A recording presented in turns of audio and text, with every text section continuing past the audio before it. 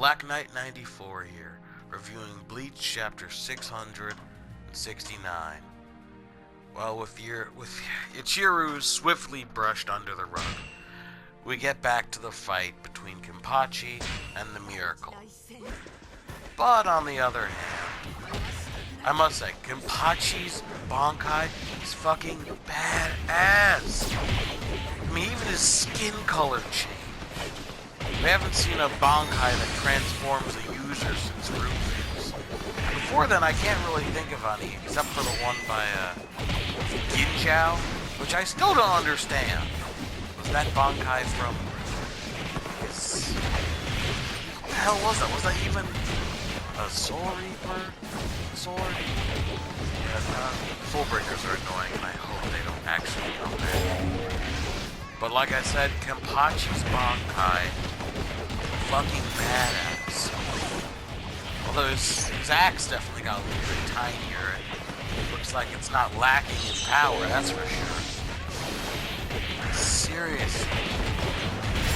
Honestly, aside from the Bankai reveal, there's not exactly much to talk about. We get no Hitsugaya or Byakuya. So it's literally just a fight and nothing more. Just a nice big Bankai reveal, which was very big, very nice, and very strong. Not much thought in it. I will say though, it's just like Ichigo's. Like, not much of a difference except for the shape and everything. I mean, think about it. Ichigo's Bankai back in the Iranakar arc was basically described as a physical manifestation of his power. Not just a sword, but the rope. It looks like Kenpachi's Bankai isn't any different. Which is fine, because for the 11th division, their whole thing is all about brute strength over Kido. There's nothing wrong with that. In this case, it works perfectly. So, it's perfectly fine for Kenpachi to have something that literally just increases his strength. I will admit that I was kind of surprised that it had nothing to do with Ichiru's so-called release, her little Shikai, but it doesn't matter. Maybe we'll never get an explanation for that. Or maybe once the battle itself is done, we'll get said explanations. Maybe not. Probably not at this rate. But you know what? That's fine. Or for me at least. I don't know about you guys. Some others might be a little bit disappointed. Yeah, I do want to know certain truths. I'm not gonna lie. I definitely want to know why Ichiru stayed the way she was for so long, what the hell her power outside of him was. But if we never get an answer for it, so it's not like it's that important. A lot of things. Which reminds me, Kubo's done a lot of side crap that doesn't really seem needed in the plot at all. Like the time, at least a year ago by now, maybe 2. This arc's been going on forever. When he showed the Full Breakers for the first time in a while. Because it's been a while and they still haven't been brought back. Similar to how Grimjow was teased even way before that. And only more recently was he, shown. And it took a while, even after that, for him to be brought into the actual plot with Askin's battle.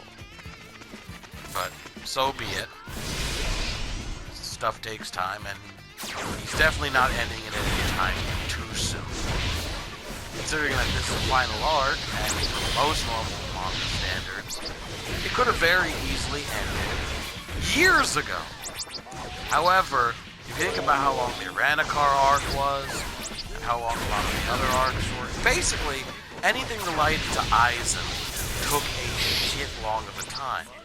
Then again, at that point, we didn't know really who Aizen was. So there's a big difference. Wok, He's been there. He's been the final villain for a while. Aizen was only made suspicious up to a certain point. So the way that Aizen was portrayed as a villain, it was made as if he had been planning out the entire series. So rather than the whole arc, it's like the entire series was his playground. Even after he had been defeated in a flashback of Ichigo's mother, it was played out to that point. But I will say at the very least, this chapter has shown some good footage to make up for it. A lot of the chapters recently have. I mean, I personally want to get to the end of it. I want to see Ichigo versus Waki. But given how many characters have been teased, there are a lot of fights still yet to come. However, if you think about it, with the Miracle fight ongoing, Askin dead, Lily at the very least dropped to Soul Society, and Pernita, if I pronounce that name right, dead. Basically, there is almost no villains left aside from Wak and Hajwal. So if you think about that, who would the Fullbringers fight?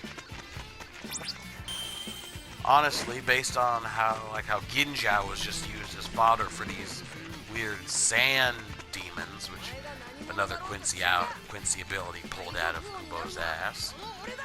It seems like we might get one of those type of things to fight the Fullbringers. Maybe there'll be more of those things. Or maybe he'll have another whole set of unused Sternbitter, which seems unlikely because I'm pretty sure, despite never having some of their powers revealed, we've gone through the majority, if not all, of the alphabet. At least by identity-wise. And most of those are dead, even if they never really got used. So, it's a little sad in that case, but either way, we have a long plot ahead of us. We don't, with the Miracle being probably not defeated this chapter. I mean, it looks like he got defeated too, but we've seen his arm ripped off at least 3 or 4 times already, and that's not even slowed him down. So it could just be not, but we'll have to see. At this rate, I'm just glad they brought Kenpachi back. Although thinking about how they had so few villains to fight, and how Kenpachi was momentarily used against Pernita, it feels more like a chance to reveal his Bankai was more important than bring the Fullbringers back. And I fully agree with that. The Fullbringers were not important in my eyes at all. Matter of fact, it doesn't even look like there's a trace of full-bringing powers left in Ichigo, so they might as well just be irrelevant. Anyway, I've dragged on for a little bit. Awesome Bankai. See what's next, what's in store next. If Gerard is dead, if he has more left to him, because we don't have many villains left. And Uryu is already going up against Hashul, so there's literally only Wak. Well, we'll have to see in the next week's chapter. Until then.